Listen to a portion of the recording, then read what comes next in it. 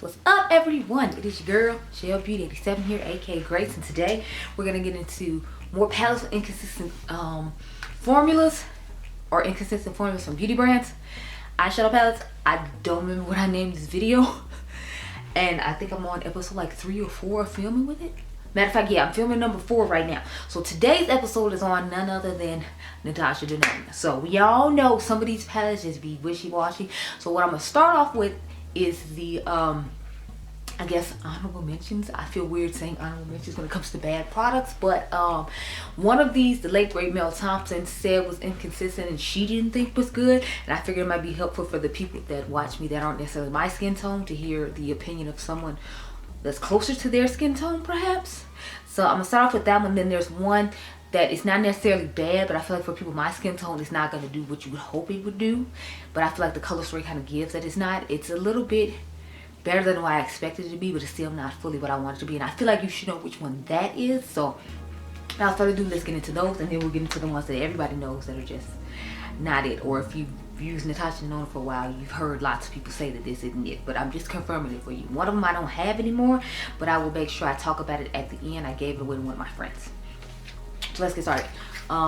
The Safari palette. This is the one the late great Mel Thompson doesn't like. I actually like it just fine. I didn't find it to be patchy and the colors to not blend upon each other well, but she said she had tried to do a look with the one towards the top, like this gray and this one, and I think it was like that shade and something else going on up here. Y'all know I took this shade out because it was way too light for me, but she said she used this top row right here, and the blend was so horrible and so bad and so patchy and all this other stuff that she had to return the palette.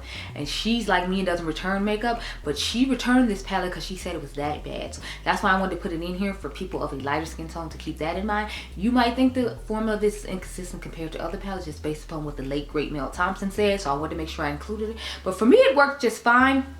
Like I said, I switched out I think 1 maybe 2 shades in this palette, all the shades in here, and I like to pair this with the, what is it, the Decadence palette from Dame Pat McGrath, to get some nice shimmers and some nice colorful mattes to go along with that, because this is all shimmer and this is all matte palette. So I like it just fine, but if you're a lighter skin tone, you might want to be aware of this palette for what the late great Mel Thompson said about it. So that's why I included it.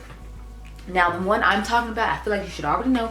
I'm talking about the Retro Glam palette. I feel like this one worked out for me better than I thought it would, but just overall, I feel like you should buy the late great Mel Thompson's bundle when it comes to this palette, because she has a they have a Mel's Memory bundle of colors that Mel used from Sydney Grace to create a similar color source to this, and I feel like that one works much better for people my skin tone. And I feel like she kept that in mind when she did make the palette, because the late great Mel Thompson used to be a makeup artist, so I feel like she kept everybody in mind when she made the palette. There were shades that worked for my skin tone, there's shades for her skin tone, there's shades that worked for my girl Karen Harris's skin tone. So I feel like she did a good job of like rounding all the shades and, you know, like working that out for everybody to be able to use the palette she came out with. But I feel like this one is a little geared toward lighter skin tones, maybe medium at best, and dark people like my skin tone only have a couple shades to use from it. And the formula on this is okay. I don't think it's her best formula, but I don't think it's her worst formula either. We'll get into her worst formulas in a minute, honey. So just keep that in mind. We'll look at this palette as well. If you're my skin tone, it might not work out as best for you as you were hoping, but I feel like a lot of people said that. But just to reiterate, I don't think it might be that great. Now let's get into the bad one. So these two right here, oh my god, these are horrible, like just awful. Let's get into why. So first of all, this pastel, honey, this pastel, no, this is not, like I was saying, this is not the pastel palette that's on my eyes right now. I actually have on the, what is it, Retro Love palette from Beauty, and I feel like the quality of that is a million times better than this one right here. The problem is these shades oxidize and they don't look the way they look in the pan. It's like, when I put them on my eyes, I want them to look the way I imagine them, the way they look in the pan, not like a deeper tone of what's in the pan. So that's my main problem with this one, aside from the fact the formulas in here aren't that great. And they aren't that pigmented either. And I feel like when you build them up, it doesn't build up on itself very well either. So this palette was just a bust to me. The shimmers in here are okay. It's just really the mattes that let me down personally, because I thought the shimmers were okay, but the mattes just aren't giving. So that's why I feel like this is inconsistent, because the cream of powder mattes in here aren't really giving that much. They're oxidizing and not giving the color that you're looking for, and it's just the quality of this is subpar compared to her other midi palettes, like, you know, the Sunrise and the Midi Love and the Midi Retro before you get to Retro Glam. So like all those I feel like are better than that right there, and that's just not giving. So the next one is the Zendo. Everybody talked about how they were disappointed in this. I wasn't as disappointed as some other people were. I will say the shimmers in here just aren't giving. Like we wanted those metallic, sparkly shimmers that she had in the Sunrise and some of the other palettes she originally came out with before we got to this one. And I feel like the shimmers are what's letting people down this a lot of time, because I feel like the mattes were okay. It's just the shimmers let people down when it came to this. So the matte formula is its usual formula in my personal opinion. I heard some people say they didn't necessarily like the matte formula either. I was fine with the matte formula. I was just disappointed that we didn't get those metallic fun shimmers that we're used to having from her palettes.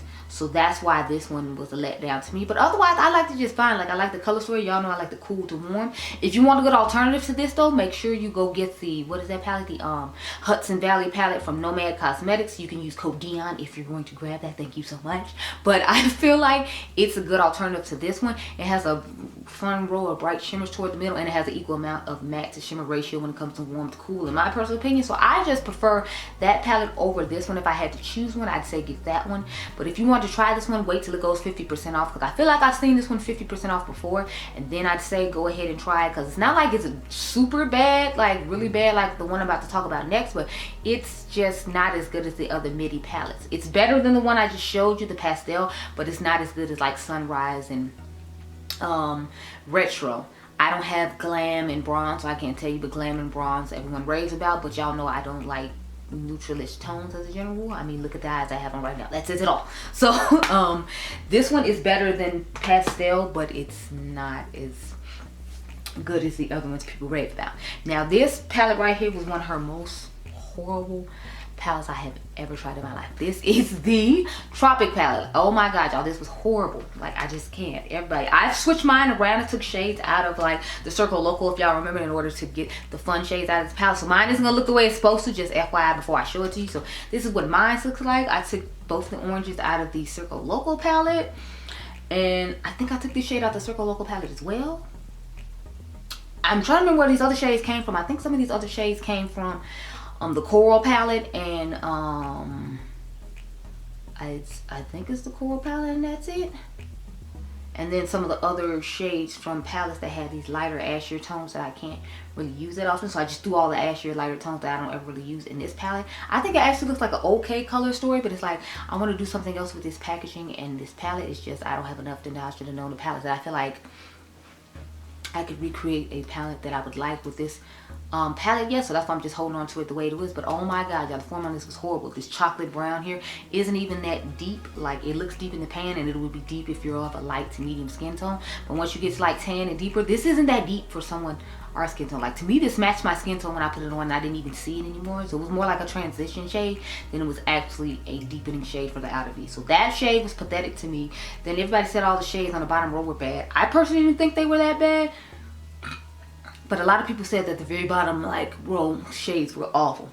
Like this is the blue from the original bottom row, but the rest of the shades that were down here I took out and put in my Circle Local palette. Yeah, but this was just a horrible palette overall. Like it had a whole bunch of light shades for the top, so someone my shade couldn't use them.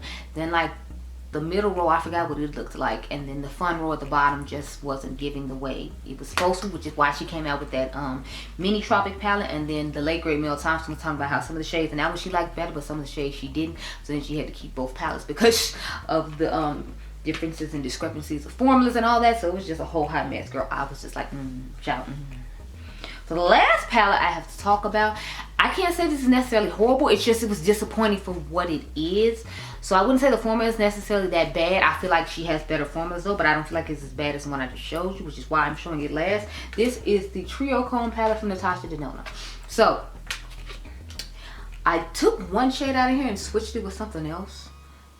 Matter of fact, yeah, I don't know why I ended up taking this yellow shade and putting it in here instead of something else. I think I wanted to put something else in here to like match up better with the shades in this row, and that's why I put this yellow shimmer here, because I think that yellow shimmer is from the palette I just showed you, the Tropic palette if I remember correctly. And then I think I took one more shade out of here. I feel like I took the shade from here and replaced it with this shade that's here right now.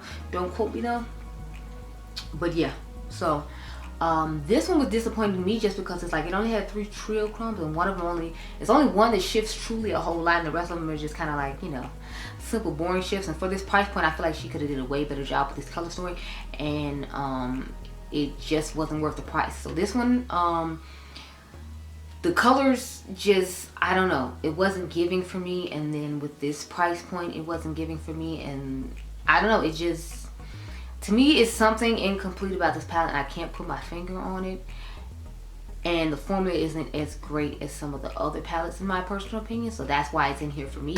So you have to keep in mind that these are my opinions. I did give y'all some other opinions from other content creators though in this particular episode, just because I felt like it would be helpful if you are of a lighter skin tone, or if you're of a deeper skin tone like me and have, you know, certain preferences of things you like. So that's why I put them in here. But I hope you all enjoyed this video. Remember, you all are diamonds. I hope it was helpful with your Natasha Denona purchasing. Oh yeah, the one more palette I was going to talk about is the Lila palette. I feel like the formula on that is horrible. I was not a fan of the Lila palette. I saw it initially. It didn't give off true traditional purple vibes, because y'all know I live for a purple moment. I love a purple moment. I'm all about a purple moment. But like, I feel like that one just was not giving. Let me see if I can pull it up, because like I said, I gave it away to my friend, so I don't, you know, I mean, what it looks like, is it still on Sephora? I don't even think it is.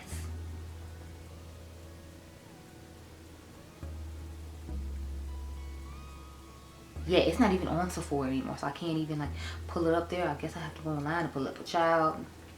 If it exists anymore, I'm wondering, like, does it exist anymore? I don't remember if I've seen it on her website anymore either. That Lila palette, so I don't know, but the color story just wasn't giving. For me, it wasn't enough purple. Here's what she looks like.